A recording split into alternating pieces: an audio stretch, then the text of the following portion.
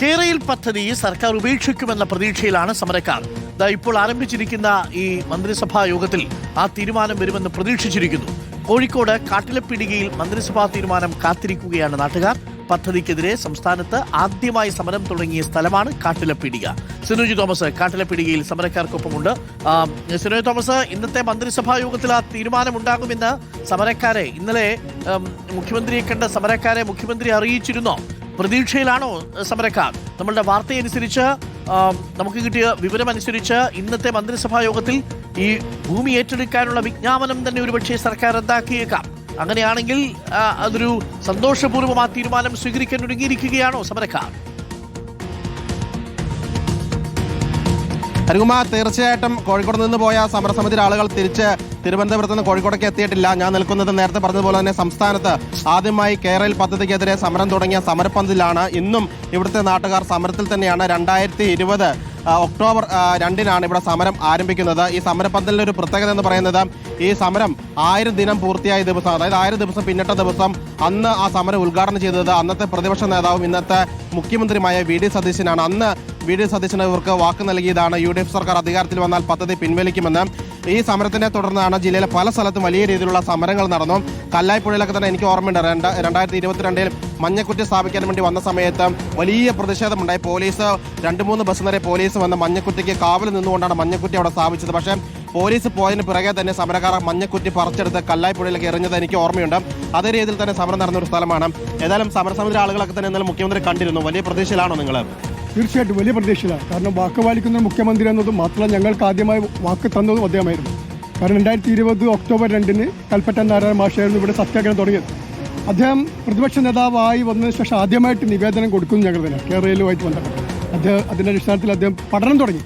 അദ്ദേഹത്തിനുള്ള ഒരു പ്രത്യേകത ഞങ്ങൾ അതാ കണ്ടിരിക്കുന്നത്. അദ്ദേഹം വിഷയം പഠിച്ചു. അല്ലാതെ സാധാരണ ഒരു പൊളിറ്റീഷ്യൻ പറയുന്ന ആ ശൈലിയല്ല ഉദ്ദേശിച്ചു. ഞാൻ ആ വിഷയം പഠിക്കട്ടെ, കൃത്യമായി നിലപാടെടുക്കുന്നു. അതിൻ്റെ അടിസ്ഥാനത്തിലാണ് UDFൻ്റെ ഉപസമിതി വരുന്നതും.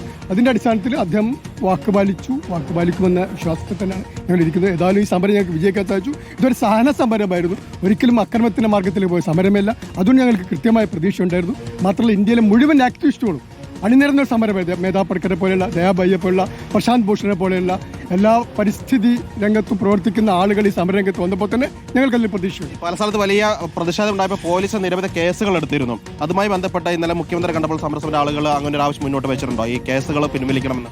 അതെ, നമ്മുടെ സമരസമിതിയുടെ ആവശ്യങ്ങളിൽ ഒന്ന് ഈ പദ്ധതി ഉപേക്ഷിക്കുക, രണ്ടാമത്തത് ഫ്രീസ് ചെയ്യപ്പെട്ട ഒരവസ്ഥയിലുള്ളത് നമ്മുടെ ഈ അലൈൻമെൻറ്റുള്ള ഭൂമിയിൽ.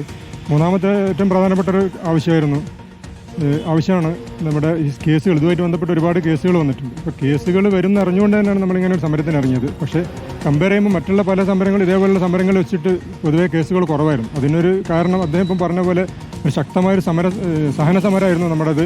അതുപോലെ തന്നെ ഇന്ത്യയിൽ അറിയപ്പെടുന്ന ഒരുപാട് പ്രമുഖരായുള്ള ആളുകളൊക്കെ വന്നതുകൊണ്ട് തന്നെ പല സമയത്തും സർക്കാർ പ്രതിരോധത്തിലേക്ക് പോകേണ്ട ഒരു സാഹചര്യം ഉണ്ടായിരുന്നു.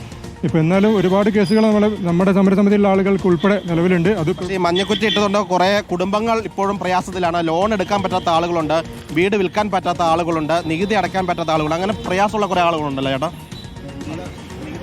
അതങ്ങനെ പലപ്പോഴും നമ്മളെ പ്രദേശത്തില്ലെങ്കിലും മറ്റുള്ള പഞ്ചായത്തുകളൊക്കെ അങ്ങനെ അവർ ഫേസ് ചെയ്തിട്ടുണ്ട് ഈ അനുഭവങ്ങൾ. അപ്പം കേസ് പൂർവ്വപരമായി പിൻവലിക്കുകയും ഇത്തരം കാര്യങ്ങൾ നീക്കം ചെയ്യണം എന്നാണ് അഭിപ്രായം. ലോണൊക്കെ എടുക്കാൻ പറ്റാത്ത ആളുകൾ പ്രയാസപ്പെട്ടില്ല? മക്കളെ വിവാഹം ചെയ്തയക്കാനൊക്കെ ബുദ്ധിമുട്ടുള്ള ആളുകളുണ്ടായിരുന്നു? വളരെയധികം ആളുകളുണ്ട്. ഈ മഞ്ഞക്കുറ്റി അടിച്ചതോട് കൂടിയിട്ട് ആർക്കും ബാങ്കിൽ നിന്നും ലോൺ കിട്ടില്ല. ആ ഒരു അവസ്ഥയിൽ വിദ്യാഭ്യാസത്തിനും കല്യാണത്തിനൊക്കെ ജനങ്ങൾ വളരെയധികം ബുദ്ധിമുട്ടിയിട്ടുണ്ട്. അതുകൊണ്ട് ഞങ്ങൾ അന്നും ഇന്നും പറഞ്ഞതാണ് കേസുകളൊക്കെ പിൻവലിക്കാൻ വേണ്ടി. ഇപ്പോൾ ഞങ്ങൾ മുഖ്യമന്ത്രിയെ കാണാൻ പോയിട്ടുണ്ട്. അന്നോന് പറഞ്ഞതാണ് കേസുകൾ പിൻവലിക്കണം, അതൊരു പ്രധാന കാര്യമാണ്. ഈ ഉത്തരവും പിൻവലിക്കുക, അതാണ് ഞങ്ങൾ മുഖ്യമന്ത്രി കണ്ടോ പറഞ്ഞത്. അതെ ഹരികുമാർ, പദ്ധതി പിൻവലിച്ചാൽ മാത്രം വരാ, കേസുകളും പിൻവലിക്കണമെന്ന് പറയുന്നു. അന്ന് ഈ മഞ്ഞക്കുറ്റിയൊക്കെ തന്നെ വിവാദമായ ഘട്ടത്തിൽ മഞ്ഞക്കുറ്റി നിർമ്മിക്കുന്നവരെ വലിയ വാർത്തയായിരുന്നു.